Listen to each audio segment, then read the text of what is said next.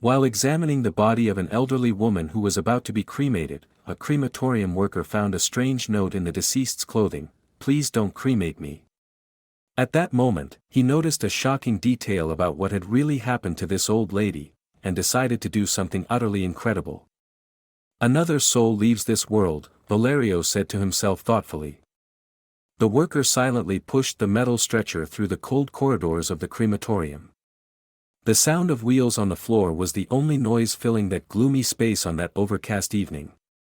On the metal stretcher lay a simple wooden coffin containing the body of Donna Lucia, a kind woman of 65, who, according to the documents, had died from a severe heart attack. It was just another workday. And even though he encountered death every day, there was something different about this moment.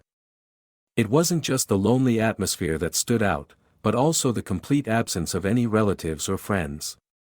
No one had come to witness the cremation. No flowers, no messages, no final farewell glances, nothing. Usually, even the simplest ceremonies had someone: a son, daughter-in-law, distant nephew. There was always someone to say one last goodbye. But with Donna Lucia, the silence was absolute. Her body had been delivered by the funeral agency, the papers hastily signed. Everything seemed rushed, as if they wanted her to be forgotten as quickly as possible. Valerio tried not to think too much about it. His job was technical, meant to be done precisely and with respect. But it was impossible not to feel something. The neglect of Lucia lingered in the air like a heavy tension. He pushed the stretcher into the cremation room and placed the coffin next to the entrance of the furnace. He knew every step of the process. Before cremation, metal handles had to be removed from the coffin, and any objects on the body that couldn't be burned had to be taken off. This was done for safety and out of respect. Normally, the procedure was done with a partner, but that day, Valerio's colleague was sick and stayed home. He was alone. Sighing, he grabbed his tools and began carefully removing the side handles. Then, he opened the coffin lid. Donna Lucia lay there. Her skin still had lifelike tones. Her face was peaceful. She looked like she was simply asleep. Valerio paused for a moment. The image reminded him of his own mother, who had passed away several years earlier at a similar age. He felt a wave of sadness, adjusted his coat, and as a sign of respect, touched the deceased woman's hand. "Rest in peace, Señora Lucia," he whispered. This wasn't standard practice, but something about the woman called for that small gesture of humanity amidst the cold procedure. He began carefully checking her pockets for objects. When he was nearly done, he noticed something: a small bulge in her dress. It was a neatly folded piece of paper. He hesitated. Maybe it was a farewell note left by a relative during the preparations. But it could also be something important, deserving of attention. Feeling a strange knot in his stomach, he carefully pulled out the note and immediately read it. The phrase, handwritten in a small, faded script, made his blood freeze. "Please don't cremate me." Valerio was stunned. His mind spun. He felt a chill all over his body. "My God," he whispered, looking from the body to the paper. It was real. A desperate plea. A cry.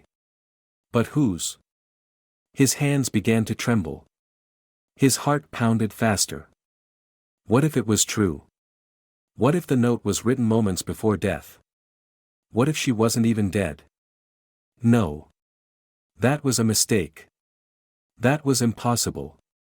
Clearly, she was dead. Despite his anxiety, still in shock, he closed the coffin and placed it at the furnace entrance, as protocol dictated. He stepped toward the lever that would begin the cremation process. But at that moment, Valerio stopped. He looked at the lever. All he had to do was pull it. The gas would release. Then the fire would ignite. That was it. A task he had performed countless times. He could move his hand. He felt that. But one phrase echoed in his mind: "Please don't light me." He tried to breathe deeply and forced himself to think.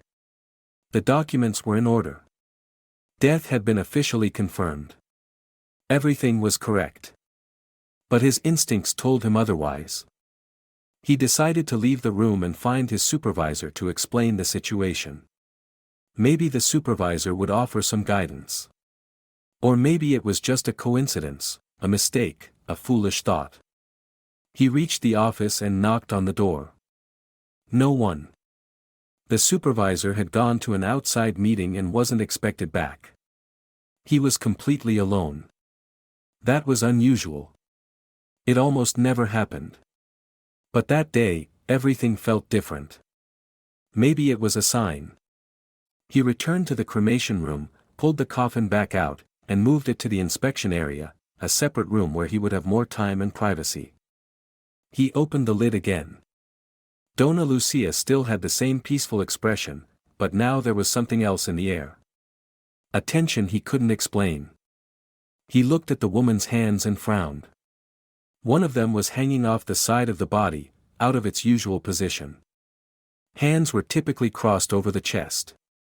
He remembered arranging them that way. He was sure of it. I must have accidentally moved her hands, he muttered. But doubt gnawed at him. He was intrigued. Valerio carefully approached and touched her hand to place it over her heart. And then, he felt it. A faint but distinct pulse. He froze in fear. No, it can't be, he whispered in horror.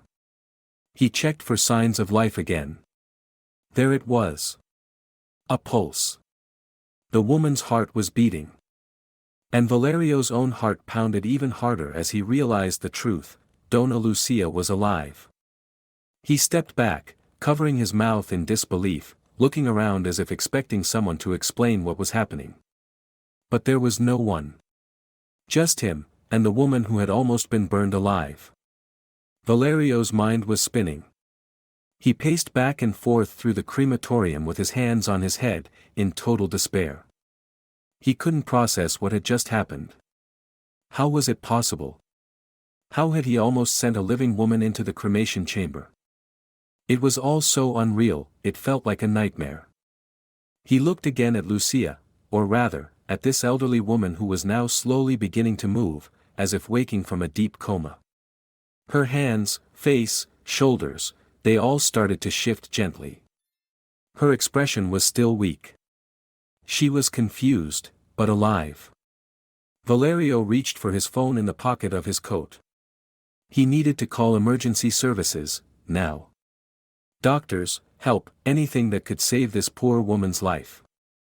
But when he looked at the screen, he saw there was no signal. Oh no, this can't be happening, he muttered in despair, holding the phone tightly. He tried moving closer to the window, then to the cremation room door, but nothing.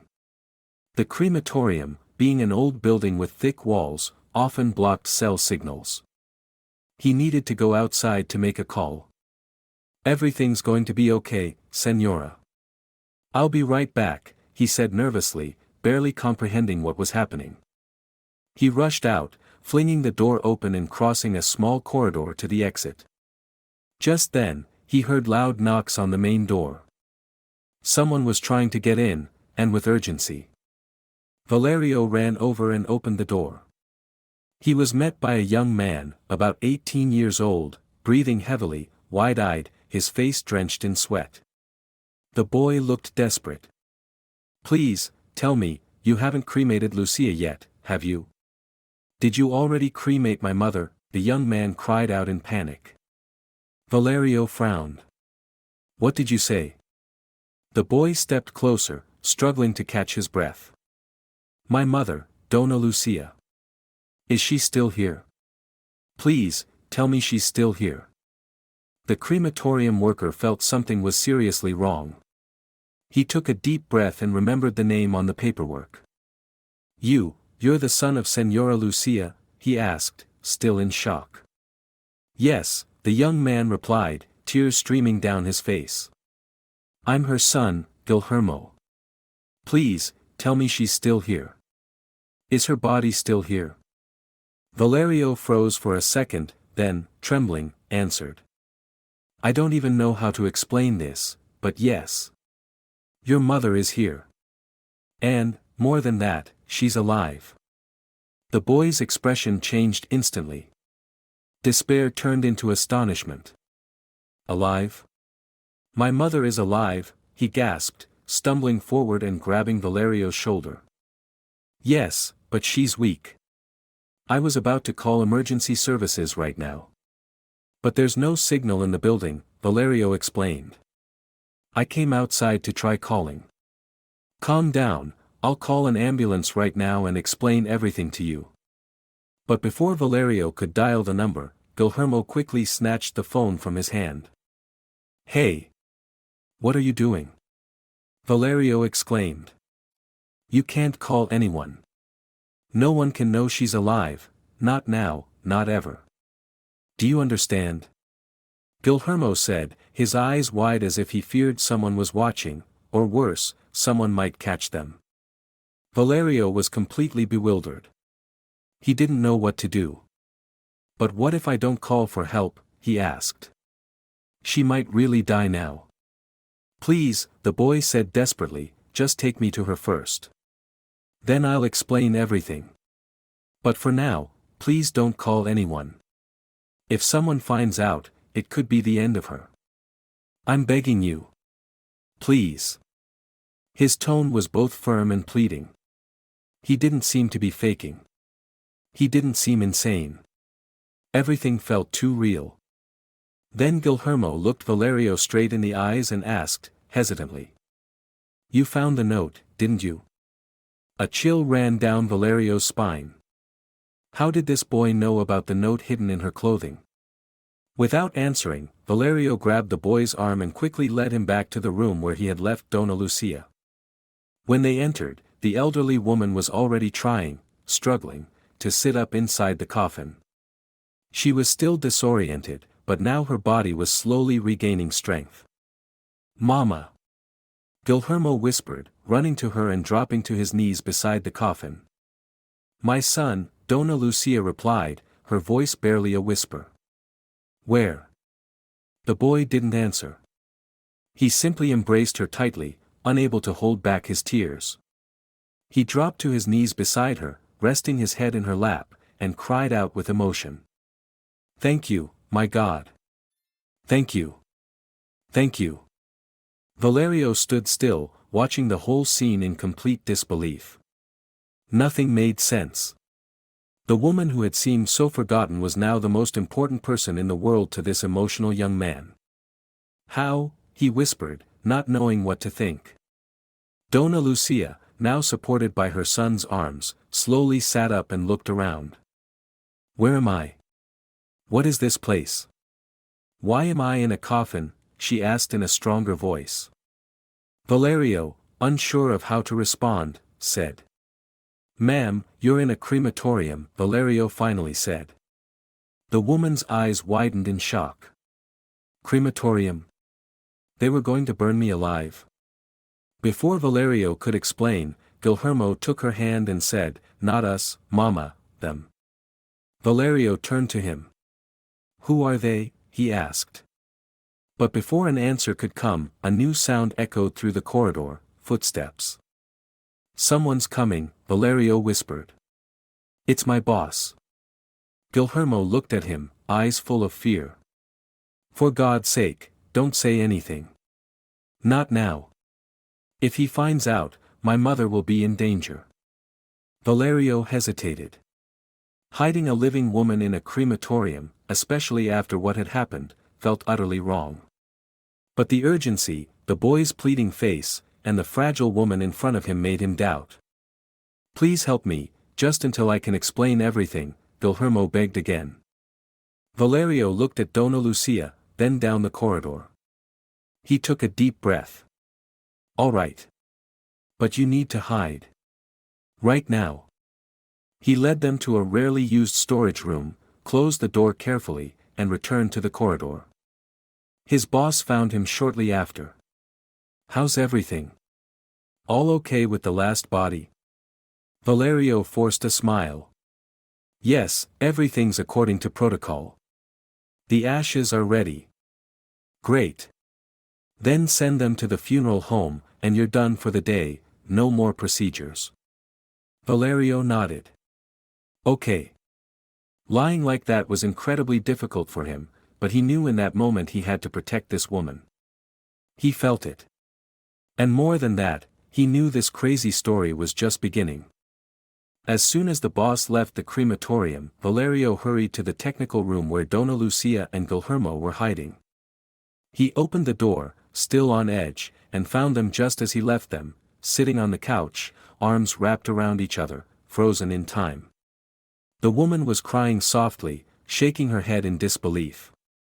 They couldn't have done this to me, she whispered, clutching her chest with every word. But they did, Mama, Guillermo replied, squeezing her hands tightly. They wanted to turn you into ashes, and they nearly succeeded. Valerio stood by the door, watching the scene, unable to find words. He was still in shock, trying to grasp the impossible reality, a woman alive inside a coffin. Guillermo stood up and approached him. Help me take her home. I'll explain everything. I swear. Donna Lucia, her face now showing more life, also pleaded, please get me out of here. We'll tell you everything. Valerio hesitated for a moment, scratched his head, and glanced around nervously as if expecting someone to barge in. Then he took a deep breath. All right. But, the urn. The funeral home is coming for it today. The old woman looked at him sternly. Her gaze was cold, sharp. Put anything in it, ashes from burned wood or something else from here. I know who's supposed to receive it. They'll never notice. They won't even open it, she said, gasping at the end, as if it pained her deeply to say the words. Valerio's eyes widened. If anyone finds out about this, I could get fired. I'm already in too deep. This could ruin me. Don't worry, she said firmly. In the end, you'll understand that you did the right thing. And you will be generously rewarded. She then turned to her son, tears in her eyes. It hurts, but we will get justice for what they did. Still nervous, Valerio returned to the main hall, gathered old ashes from burned wood used in the crematorium, filled the urn halfway, sealed it, and handed it off to the funeral home. Then, completely in secret, he drove Guillermo and Donna Lucia to a modest little house on the outskirts, where the boy lived alone. As soon as they walked in, Valerio sat down on a chair in the small kitchen and let out a heavy sigh. Now I need to know, he said. I need to understand everything. Donna Lucia, wrapped in a blanket, looked at him with a distant gaze. For a moment, silence filled the room as she took a deep breath, as though she needed strength to relive it all. Then, she dove into her memories and began telling her life story to the man who had just saved her. Lucia had always been a strong woman. From an early age, she understood that nothing came easy. She came from a humble family, where struggle was part of everyday life and dreams often had to be kept silent. But she never gave up. She was determined, she craved change, victory, respect. At 19, she met the first man she thought was the love of her life. At first, he was sweet, kind, seemed protective. But the charm quickly vanished. After their wedding, he revealed who he truly was, aggressive, controlling, cold, and cruel. He turned Lucia's life into chaos and misery. 5 long years passed. Years of arguments, pain, and humiliation, until she finally found the courage to say enough. She left everything behind, walked out with only the clothes on her back and her 2 young children, Eva and Ricardo, in her arms. Starting over was brutal, but Lucia was stronger than any pain she'd endured. She began selling clothes at a small street stand, then managed to rent a space to open a little store. Nothing luxurious, but it was hers, a product of her sweat, her effort, and her dignity. Over the years, the store grew. Clients trusted her. The name Donna Lucia became well known in the neighborhood. She purchased property and invested everything she could. She wasn't a millionaire, but she lived well, in comfort and peace. And everything she built was for her children. But Eva and Ricardo were nothing like her. As they grew older, they became more and more like their father, cold, arrogant, greedy. They appreciated nothing. All they cared about was money. They always asked for more, always demanded. Eva would walk into the store like she owned the place, passing by the cashiers without a glance, ignoring employees, and without the slightest bit of shame would say, "Get all the new blouses and skirts ready, no slacking. You're here to work. Bring me all the new arrivals. And cold juice too." She didn't ask, she commanded. Ricardo would arrive on his motorcycle, loud and laughing, go straight to the register and grab money right in front of everyone. When the manager tried to object, he'd say loudly, "Don't move, idiot, or get out. This belongs to my mother, so now it's mine. Give me all the cash, quick. I've got a party to get to. You can deal with my mother later." Donna Lucia tried to speak with them, begged for respect, for change, but her children ignored her. When she tried to set boundaries, they blackmailed her, saying she didn't want to see them happy, that she was old and boring. "We're young, Mom. We need to enjoy life," Eva would shout. Working was a burden for them, and showing love or attention to the woman who had fought for them her entire life was too strange a concept. Then, when Donna Lucia turned 55, they delivered a cruel blow. Ricardo and Eva asked for money for a trip. They wanted to go to Cancun. They spoke with enthusiasm, fake smiles plastered on their faces. Lucia, exhausted from the constant begging, made a proposal: "I'll give you the money, but only if I come with you." They were furious. They told her the destination wasn't for her, that the trip would be exhausting, and she wouldn't handle it. But Lucia insisted. She wanted to try. She wanted to reconnect with her children. Maybe this trip could fix what had gone wrong between them. After much pressure, they agreed, and she was thrilled. She went to get a passport, something she had never done before, since only the kids had ever traveled. She told everyone at work, her friends, she couldn't talk about anything else. It would be her first international trip with her children. A dream. The day before the trip, Eva told her it would be easier if all the money was in her, Eva's, account to organize everything. Ricardo took the tickets. Lucia wanted to believe. She trusted them. But the next morning, she woke up early, dressed excitedly to go to the airport, only to find silence and locked doors. Her children had left. They had flown without her. And even worse, they had locked her in the house. In the fridge, there was a note. "Mom, we're thinking of you. Cancun is dangerous, and it's better if we go alone. It's all fine. We'll send someone to open the door for you during the day. Rest a bit. Back to work tomorrow. Love, Eva and Ricardo." She read it and reread it, eyes wide with disbelief. She was locked up. Humiliated. Betrayed. The cruel truth revealed itself: her own children didn't want her there.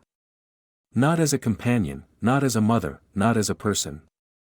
But before we continue the story and learn what Lucia did after being abandoned by her children, leave a comment. How would you like to say goodbye to this world, through cremation or traditional burial? Don't forget to say which city you're watching from. I'll leave a heart on your comment. Now, back to our story. That day, after being locked in her own home and abandoned by her children, Donna Lucia lay on the couch, completely broken. She couldn't stop crying. Her eyes were swollen. Her body ached from head to toe. She couldn't understand how her own children were capable of such cruelty, after she had given them everything, sacrificed her entire life for them. Around noon, just as the note had said, a locksmith came and opened the door. He said something, but Donna Lucia didn't respond. She just lay there on the couch, hugging a pillow, silent, empty, with a shattered heart. When the man left, silence took over the house again. Hours later, still too weak to get up, she grabbed her phone, hoping to find some kind of explanation. On impulse, she opened Eva and Ricardo's social media profiles, hoping for a message, maybe even an apology. But what she saw hit her like a punch to the stomach. There they were, both smiling on the plane. The caption read, "Beautiful Cancun." Dona Lucia closed her eyes, feeling crushing pain in her chest. It was real. They had gone. They had locked her up like she was nothing. Forgotten her. How could they? As evening approached and the sky darkened, she slowly got off the couch. Her body still hurt. She needed to eat. The fridge was empty, she hadn't bought anything, thinking she'd be gone for 2 weeks. She took a deep breath, ran her hands through her hair, and left in the same clothes she'd woken up in. She got in the car and drove to the nearest bakery. She bought a sandwich, not even looking at what kind. She was so heartbroken that she had no real appetite. She just wanted to stay on her feet, not fall apart. On the way home, another problem, her tire blew out. She pulled over quickly and sighed, as if everything that had already happened wasn't enough. She got out of the car, irritated, and looked around for help. But there was no one in sight, not a single person. Resigned, she walked to the trunk and took out everything she needed. She knew it would be hard. Lucia was a practical woman, a fast learner, but cars had never been her thing. She tried to loosen the bolt, but she didn't have the strength. Her body was weakened and empty. She hadn't eaten all day. Not even water. She barely had the energy to stand. And in that moment, she heard a soft, gentle voice. "Do you need help, Señora?" She turned around. Surprised, she turned to see a skinny boy, about 8 years old, holding a small bag of candies. His clothes were torn, his feet dirty, his hair messy, but there was kindness in his eyes. "Yes, please," Lucia replied, exhausted. Without saying another word, the boy stepped forward and began working with such skill that she was astonished. He loosened the bolts, lifted the car, changed the tire quickly and confidently, as if he had done it many times before. "All done," he said, wiping his hands on his torn pants. "It's fine now." Then he extended the bag of candies. "Would you like to buy a candy, Señora?"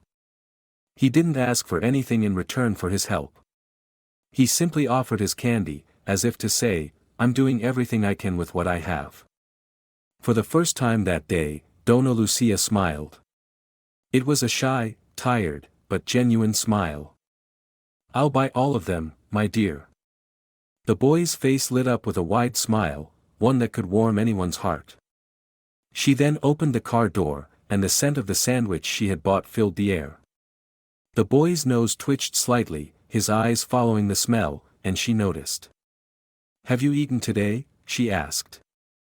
He shyly shook his head. "No. But now that you bought the candies, I'll be able to get something." Without a second thought, Dona Lucia sat right there on the sidewalk next to her car and gestured for him to sit with her. She broke the sandwich in half and gave him a piece. They ate together in silence, as the night slowly settled around them. "Thank you, Señora," he said between bites. "Thank you, my angel," she replied. They sat like that for a few minutes in peace. Then she began the conversation. "What's your name?" "Guillermo. But you can call me Gigi. "What a beautiful name." "I'm Lucia." He smiled and continued eating. Lucia watched his simple and sincere gestures and felt something new begin to bloom in her chest, a different kind of calm. "And where are your parents, Gi?" she asked. "It's dangerous to be alone outside at this hour." The boy lowered his head. The joy faded into sadness. "They died. I tried to live in a shelter, but it was bad there. Sleeping on the street is hard, but better than that place." Lucia took a deep breath. "But you're just a child." He shrugged. "I'm used to it now." She looked into his eyes and felt a deep pain in her heart. This child, so small, so alone, and yet so strong. Do you have children? He asked. I do. 2. Already over 30. And do they live with you? She hesitated, then nodded affirmatively. Then added, they're on a trip right now. They went to Cancun. Gi furrowed his brow. Why didn't you go with them? The answer didn't come right away. When she spoke, her voice was quiet, almost like a confession. They don't really enjoy my company. They think I'm boring. They prefer to travel alone. They say traveling is for the young. Guillermo looked at her, then firmly said, traveling is for everyone. For the young, the old, the children. And you're very nice. You're young. You've got energy. Your kids are fools. You're great company. Donna Lucia smiled again, but this time her eyes filled with tears, not from sadness, but from tenderness. This stranger had seen more in her than her own children had in a lifetime. She looked up at the sky, then at the boy. Time was passing, it was getting late. Where will you sleep? She asked. Under a bridge, he replied, as if it were the most normal thing in the world. There's a small space I made. I built a cardboard house. It's quiet there. Lucia's heart broke. A quiet pain gripped her chest. You're not sleeping under a bridge tonight. You're coming home with me. The night's going to be cold. You need a warm place. A bath. We'll watch a movie. Guillermo looked suspicious. His eyes widened. But after a moment, he responded. But you promise you won't send me to a shelter? I promise, my son. I won't take you to a shelter. My house is your house. If you want to leave later, you can. But tonight, you'll stay with me.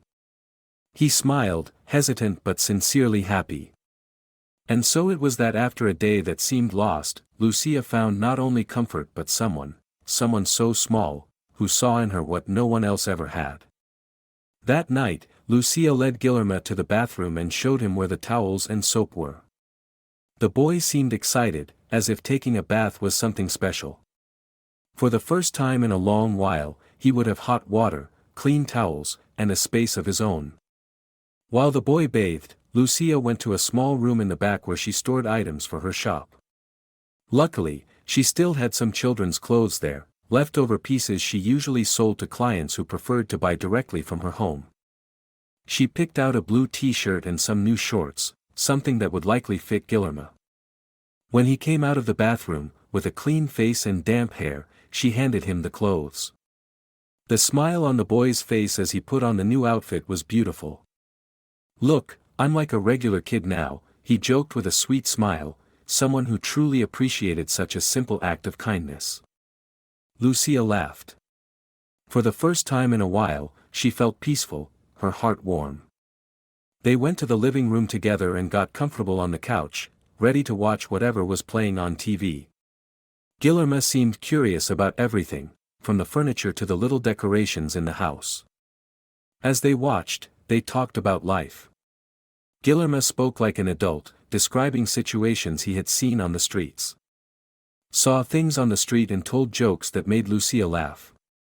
It was incredible how such a young boy could possess such maturity beyond his years, while also bringing out genuine laughter with his gentle and kind manner.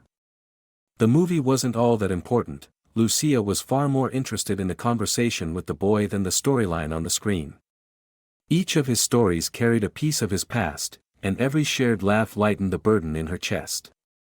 That night, in a strange way, she didn't think about Eva or Ricardo. There was no pain or vivid memories haunting her, only the presence of Guillermo, who had come into her life like an angel, bringing a peace she had never known. When the movie ended, the boy was already yawning from exhaustion. Lucia took him to one of the empty rooms in the house and made a bed as best she could. You can sleep here, Guillermo. Make yourself at home. If you need anything, just call me, okay? She nodded, her eyes already heavy with sleep. Thank you, Lucia. I've never slept in such a comfortable place. She smiled, touched. Good night, my angel. The boy curled up under the blanket and fell asleep almost immediately. And Lucia, returning to her room, also fell asleep easily, which was unusual for her. The thoughts that usually troubled her had been replaced by an unexplained peace. The next morning, she woke up with a strange pain in her chest. The first thing she did was go to the room where she had left Guillermo, but the boy was gone. The bed was messy, and the door slightly ajar. She followed her instincts and headed to the front of the house. The door was open, and her heart started racing. "He's gone," she whispered, disappointed. But before despair took hold, she caught a wonderful smell, the aroma of fresh coffee and warm bread. With quickening steps, she went to the kitchen. There was Guillermo, carefully setting the table, happy because he had prepared coffee, an omelette, sliced bananas, and bread. Seeing her, the boy smiled. "Good morning, Lucia. I hope you don't mind the mess I made in the kitchen. I used the money you gave me for the candies yesterday to buy groceries. I hope you like it." Lucia froze for a moment, trying to process what was happening. She wasn't used to someone doing something for her. She had always been the one to serve, to care for everyone. And now, this boy was surprising her with such a simple, yet deeply special, gesture. "I love it, Gil. It's absolutely wonderful," she said. She sat down as he pulled out a chair for her. "Then enjoy it while it's hot, the coffee is fresh and the omelette too," he said, smiling. As they ate, Guillermo kept her entertained with his funny and gentle stories. It was easy to laugh when he was around. At the end, he remarked, "You need to go grocery shopping. The fridge is totally empty." Lucia laughed. "That's true. Are you free today, Gil? Want to come with me?" "I'm always free, Lucia. I live on the street. My only job is selling candy, and now, making coffee for you." She smiled, shaking her head. It was impossible not to be charmed by this boy. After breakfast, the two of them went to the supermarket. Lucia insisted on buying sweets and treats for him, as if trying to make up for all the time he had spent alone on the streets. Guillermo, in turn, helped carry the bags and chose items with incredible enthusiasm. When they got home, the boy insisted on helping her cook. They prepared food together, talked about life, and laughed at silly things. After lunch, they washed the dishes side by side, like old friends. When they were done, Guillermo picked up his improvised backpack and said, "It's been really nice being here with you, Lucia. But I think it's time for me to go. I don't want to be a bother." She felt her heart break, as if something important was slipping through her fingers. "A bother? Not at all, you're an angel. Why don't you stay a few more days, until you find a better place? How does that sound?" The boy hesitated, showing some doubt. "Are you serious?" "More than ever. I'd really love for you to stay." She smiled, her eyes glistening. "Well, if you insist." And so the days passed. Guillermo became part of Lucia's daily routine. They went shopping, strolled through the mall, played in the park, and he even visited the shops she managed. But most importantly, he shared something with her that she hadn't felt in a long time: affection. 8 days after they met, as they sat down to dinner, Lucia looked at Guillermo with tears in her eyes. "I know we haven't known each other long, but I'd like to ask you something." He looked at her with interest. "Would you like to be my son?" Guillermo froze. Tears rolled down his cheeks. "I do. Of course I do. More than anything in the world. But only if you promise you'll take care of me too." She laughed, moved, and hugged him. "Of course, my son." They cried together, and in that moment, Lucia realized that fate had given her a second chance. In the following days, Lucia made a firm decision. She contacted her lawyer and began the bureaucratic process necessary to gain custody of Guillermo. She didn't want him to go back to the streets. She wanted to offer him a home, a dignified life, and opportunities no one had ever given him. As a respected woman in the city, a property owner with a good income, she didn't face much difficulty. Her lawyer explained that she could easily obtain temporary custody, and later permanent. This filled Lucia's heart with hope. She also made sure Guillermo would go to school. She didn't just want to give him a house and food, she wanted to see him grow, to see him become someone with a future. He studied and became a young man with a promising future. Guillermo, in turn, expressed sincere admiration for all of it. Though he didn't know how to thank her, he said it over and over again. "I don't know how to thank you, Lucia. You changed my life." She always smiled in response. Her heart was warmed by this genuine love. "If anyone should be thankful, it's me, Gil. You brought joy back into my life, something I had forgotten even existed." The boy blushed. Their bond grew stronger and more special with each passing day.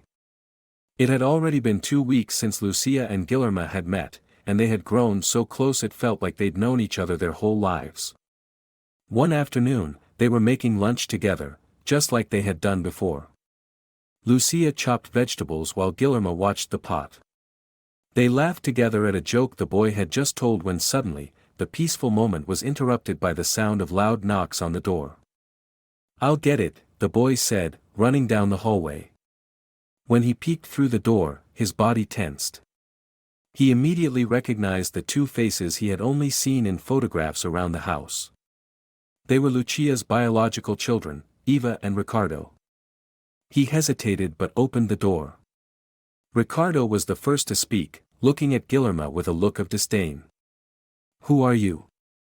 What are you doing here?" Guillermo didn't lower his gaze. His voice was firm and clear. "I'm your brother." Ricardo burst out laughing. Eva rolled her eyes, her expression equally contemptuous. "You must be insane. Who let this kid in? Where's my mother?" Eva asked impatiently. Before Guillermo could respond, Lucia appeared in the corridor. She stood beside the boy, gently placing her hands on his shoulders and looking directly at her children. "How was Cancun?" she asked calmly, but with a strange glint in her eyes. Ricardo looked away, clearly uncomfortable and trying to hide his unease. "It was boring. You were right not to come." Eva replied bluntly, dripping with venom. "You got rid of a burden." Lucia looked at them intently for a moment. The memories of what they had done still hurt, but she chose to stay calm. "It didn't look that boring from the photos. But yes, I think I made the right choice staying. I enjoyed myself much more here." Eva was fuming. "You enjoyed yourself more, with this boy?" she asked. "He's our brother." "That's madness." "It's not madness, Eva," Lucia responded calmly. "Guillermo is your brother. I adopted him. The final papers are almost ready." The shock was obvious. Eva frowned and raised her voice. "Are you crazy, Mom? Where did you find this kid, on the street? You've lost it. You're too old to adopt someone." Lucia stood firm. "It doesn't matter where I found him. This is my decision. I'm of sound mind, and you both know that." Ricardo, now red with rage, shouted. "You can't do this. You think we're going to share our inheritance with some street kid? I won't allow it." Guillermo, who had stayed silent until now, decided to speak. "Lucia isn't old, and I don't care about any inheritance or anything like that. I just want to be part of this family." Ricardo laughed mockingly. "And he's disrespectful, too." He stepped forward and roughly grabbed Guillermo's arm. "Get out of my house. I'll throw you back on the streets right now, kid." Eva stood with her arms crossed. "And then we'll put Mom in a mental hospital. She's completely lost it." At that moment, Dona Lucia shouted, grabbing Guillermo and pushing Ricardo away. Her voice was full of rage. "Enough. I'm of sound mind, and I have every right to adopt whoever I want. The money is mine, the house is mine. I work to support all of this while you two only humiliate me and drain everything I have. You're ungrateful. And if you think you can keep insulting me or Guillermo, think again. I won't allow it anymore. If either of you dares to hurt him, I'll throw you both out of this house, without a cent. Ricardo and Eva exchanged looks, angry, resentful looks. They knew they couldn't push the conversation any further. If they angered their mother too much, they could lose the luxury they so dearly clung to. So, they just grumbled and stormed off like spoiled children. Just warning you, be careful, Mom, Ricardo said, throwing a hateful glance at poor Guillermo. He's just a street rat. Sooner or later, you'll regret this. Eva shook her head in disdain. That boy only cares about money. He's here for your fortune. You'll regret bringing him into our home. They stormed up to their rooms, slamming their doors behind them. Guillermo was left with tears in his eyes. Lucia, I'll leave. I don't want to cause you any more problems. I don't want them fighting because of me. She came up to hug him. Don't you dare leave. You are my son, just like they are. And they'll have to accept that. I don't care if they like it or not. Days passed, and Guillermo stayed in Lucia's home. But Ricardo and Eva hated him with all their hearts. To them, he was an intruder, a nuisance who stole their mother's attention. Days turned into months, and months into years. The more time passed, the closer Lucia and Guillermo became. They were inseparable, a true mother-son bond, just as it should be. And that strong connection was exactly what infuriated Eva and Ricardo even more, who still had not accepted Guillermo. To them, he had taken the love and attention of their mother, the very same mother they had despised for so many years. When Guillermo turned 16, he made a special request to Lucia. He wanted to work alongside her in her company. Since childhood, he had proven to be intelligent, devoted, and extraordinarily hard-working. He was always eager to learn as much as he could, wanting to make the woman who gave him a new life proud. Mom, let me help you with the company. I've studied a lot. I'm ready. I think it's time for me to support you in the business. You can't do everything alone, said Guillermo with remarkable maturity for his age. Dona Lucia was deeply moved by the boy's attitude, especially since Eva and Ricardo had never shown the slightest interest in the business or family matters. All they ever did was demand, spend, and waste. Guillermo was different. He always tried to help his mother. My boy, you're so young. You should enjoy being a teenager, study, have fun, enjoy life, she tried to persuade him, though she knew it would be difficult to refuse his request. He smiled with confidence. I already do all that, Mom. I study, I enjoy life, I have time, but I also want to be with you, to learn and help. Lucia couldn't resist such determination. She agreed to let him work part-time in the management of the company with her. And Guillermo began to surprise everyone even more. It didn't take long for him to display exceptional talent, becoming a model employee in the company. He was intelligent, dedicated, and seemed to understand the business as well as staff with years of experience. At just 17, Guillermo had already earned the respect and admiration of everyone. He had become not just a son but Dona Lucia's right hand, helping her make decisions, solve problems, and proving to be a true prodigy. Of course, this only deepened the hatred Eva and Ricardo had for him. Eva was already 40, and Ricardo 42. Even as adults, they had never learned to grow up. They were incapable of producing anything, contributing, or taking responsibility. All they did was spend recklessly. One day, Ricardo shamelessly walked into the company and withdrew a large sum of money. He wanted to buy himself a new motorcycle, while Eva had her eyes set on a luxurious car. Despite the manager's warning that the money needed to be deposited in the bank that very day, Lucia's spoiled children ignored it and took the money. The money is ours. No one has any say in this, Eva said arrogantly, as usual.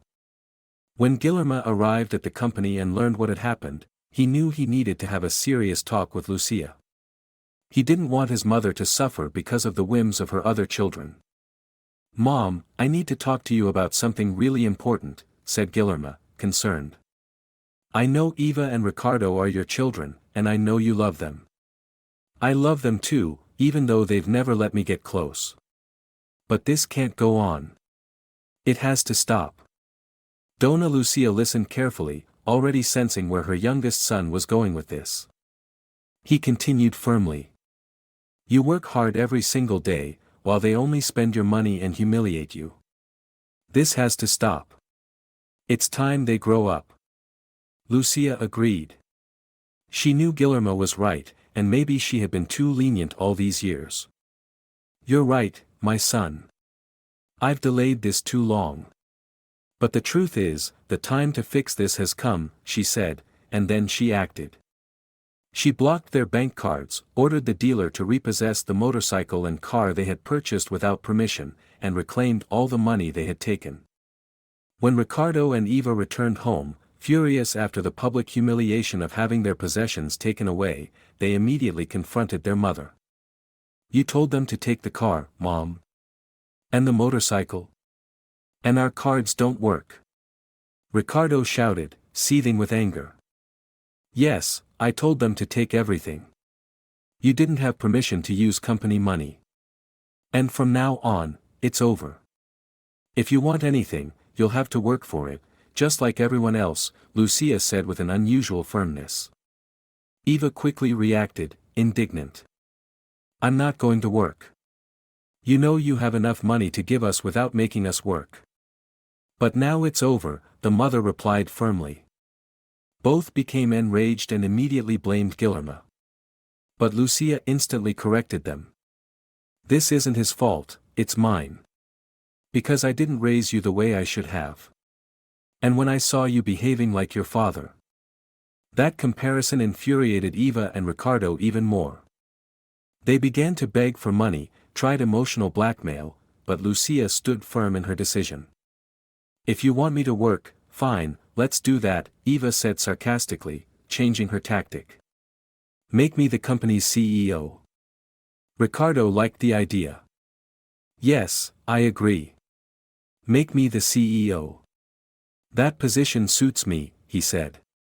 But Lucia replied without hesitation.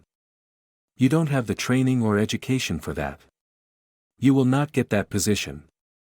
Only after years of study and dedication. The new CEO will be your brother Guillermo, once he turns 18. Their reaction was explosive. Ricardo and Eva were furious with her decision. Later, alone in a room, they revealed their dark intentions. "We're not going to let this kid take everything that's ours," Ricardo said, angry. "We need to take care of this.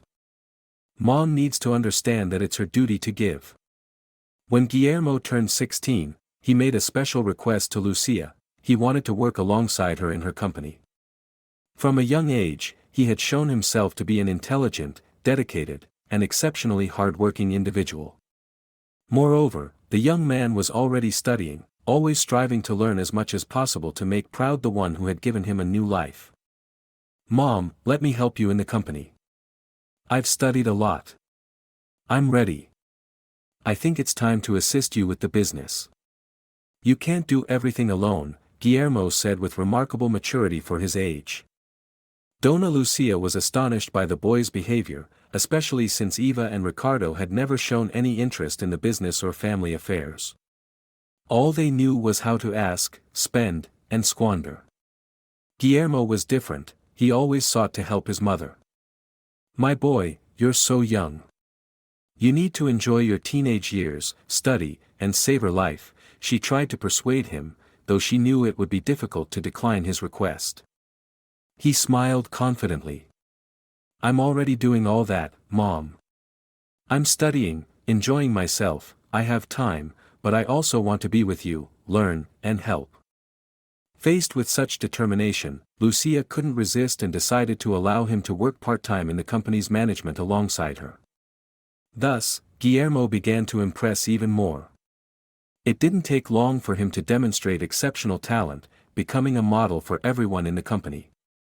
The boy was intelligent, dedicated, and seemed to understand the business as well as employees with many years of experience. At just 17, Guillermo had already earned the respect and admiration of all. He became not just a son but Dona Lucia's right hand, assisting her in decision-making, solving problems, and becoming a true prodigy. And, of course, this only fueled more hatred from Eva and Ricardo. Eva was already 40 years old, and Ricardo 42. Even as adults, they had never learned to mature. They were incapable of producing anything, contributing, or taking responsibility, only spending without any control. One day, Ricardo decided to go to the company. Without any shame, they entered the office and took a large sum of money. The eldest son wanted to buy himself a new motorcycle, and the daughter a beautiful luxury car. Despite the manager's warning that this money needed to be deposited in the bank that same day, Lucia's spoiled children simply ignored the warning and took the money. "The money is ours, and it's nobody else's business," Eva said arrogantly, as usual. When Guillermo arrived at the company and learned what had happened, he decided he needed to have a serious conversation with Dona Lucia. He knew how bad this was and didn't want his mother to suffer because of the whims of his two siblings. "Mom, I need to talk to you about something very important," Guillermo said worriedly. "I know Eva and Ricardo are your children, and I know you love them. I love them too, even though they've never given me a chance to get close to them. But this can't go on, Mom. It has to stop." Dona Lucia listened attentively, already knowing where her youngest son was heading. He continued resolutely, "You work hard every day, and they only spend your money and humiliate you. This has to stop. It's time for them to grow up." Lucia agreed. She knew Guillermo was right, and perhaps she had been too lenient all these years. "You're right, son. I've been putting this off for too long, but the truth is, the moment to resolve this situation has come," she said. And she did just that. She blocked the children's credit cards, instructed the seller to retrieve the motorcycle and car they had bought without permission, and took back all the money that was with the two irresponsible children. When Ricardo and Eva returned home, furious about the public humiliation they had experienced as their possessions were taken away, they immediately confronted their mother. "You ordered the car and motorcycle to be taken, Mom." "The car doesn't work either," Ricardo shouted, consumed by anger. "Yes, I ordered everything to be taken. You didn't have permission to use my company's money. And from now on, it's over. If you want something, you'll have to work like everyone else," Lucia said with unusual firmness. Soon, Eva reacted with indignation, "I won't work. You know you have enough money to give us without us needing to work." "But now it's over," the mother replied firmly. Both became enraged and immediately blamed Guillermo for this. However, Dona Lucia promptly responded, "It's not his fault, it's mine for not raising you as I should have. And when I realized you were behaving like your father." This comparison infuriated Eva and Ricardo even more. They began to beg for money, resorting to emotional blackmail, but Lucia remained steadfast in her decision. "If you want me to work, fine, I'll do it," Eva said mockingly, changing tactics. "Make me the head of the company." Ricardo liked this idea. "Yes, I agree. Make me the head. That position suits me," he said. But Lucia responded immediately without hesitation, "You don't have the training or education for that. You won't take that position. Only after many years of study and dedication. The new head will be your brother Guillermo as soon as he." Guillermo turned 16, he made a special request to Lucia. He wanted to work alongside her in her company. Since childhood, he had shown himself to be an intelligent, dedicated, and extremely hard-working person. Moreover, the young man was already studying, always striving to learn as much as possible to make proud the one who gave him a new life. "Mom, let me help you in the company. I've studied a lot. I'm ready. I think it's time to help you with the business. You can't do everything alone, Guillermo said with surprising maturity for his age. Dona Lucia was amazed by the boy's behavior, as Eva and Ricardo had never shown any interest in the business or family affairs. All they knew was to ask, spend, and squander. But Guillermo was different, always striving to help his mother. "My boy, you're so young. You need to enjoy your teenage years, study, enjoy life," she tried to convince him, although she knew it would be difficult to decline his request. He smiled confidently. "I'm already doing all that, Mom. I'm studying, enjoying myself, I have time, but I also want to be with you, learn, and help." Faced with such determination, Lucia couldn't resist and decided to allow him to work part-time in the company's management alongside her. Thus, Guillermo began to surprise even more. It didn't take long before he was already demonstrating exceptional talent, becoming a role model for everyone in the company. The boy was intelligent, dedicated, and seemed to understand the business as well as employees with many years of experience. At just 17, Guillermo had already earned the respect and admiration of all. He became not just a son, but Dona Lucia's right hand, helping her in decision-making, solving problems, becoming a true prodigy. And of course, this caused even more hatred from Eva and Ricardo. Eva was already 40 years old, and Ricardo 42. Even as adults, they never learned to mature. They were incapable of producing anything, contributing, or taking responsibility, only spending without any control. One day, Ricardo decided to go to the company. Shamelessly, they entered the office and took a large sum of money. The eldest son wanted to buy himself a new motorcycle, and the daughter a beautiful luxury car. Even despite the manager's warning that this money should be deposited in the bank that same day, the capricious children of Lucia simply ignored the warning and took the money. "The money is ours, and no one has anything to do with it," Eva said arrogantly as usual. When Guillermo arrived at the company and learned what had happened, he decided he needed to have a serious conversation with Dona Lucia. He knew how bad this was and didn't want his mother to suffer because of the whims of his two siblings. "Mom, I need to talk to you about something very important," Guillermo said worriedly. "I know that Eva and Ricardo are your children, and I know you love them. I love them too, although they never gave me the opportunity to approach them, but this can't go on, Mom. We need to end this." Dona Lucia listened attentively, already knowing where her youngest son wanted to go.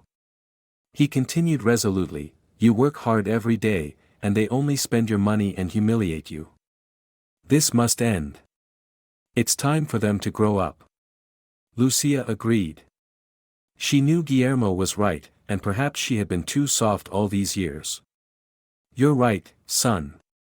I've been putting this off for too long, but the truth is, the moment to resolve this situation has come," she said, and she did it. She blocked the children's cards, ordered the seller to take back the motorcycle and car they had bought without permission, and took all the money that was with the two irresponsible children. When Ricardo and Eva returned home, furious at having experienced public humiliation as their property was taken away, they immediately confronted their mother. "You ordered the car and motorcycle to be taken away, Mom. The card doesn't work."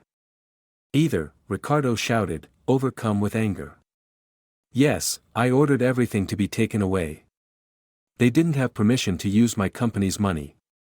And from now on, it's over. If they want something, they'll have to work like everyone else," Lucia said with unusual firmness. Soon Eva reacted with indignation, "I won't work. You know you have enough money to give us without us needing to work." "But now it's over," the mother replied firmly. Both became angry and immediately blamed Guillermo for this. However, Dona Lucia immediately responded to them, "It's not his fault, it's mine that I didn't raise you as I should have. And when I realized you were behaving like your father." This comparison infuriated Eva and Ricardo even more. They began to beg for money, resorted to emotional blackmail, but Lucia remained firm in her decision. "If you want me to work, fine, do it," Eva said mockingly, changing tactics. "Make me the head of the company." Ricardo liked this idea. "Yes, I agree. Make me the boss. This position suits me, he said. But Lucia immediately replied without hesitation, you don't have the training or education for this. You won't take this position. Only after many years of study and dedication. The new boss will be your brother.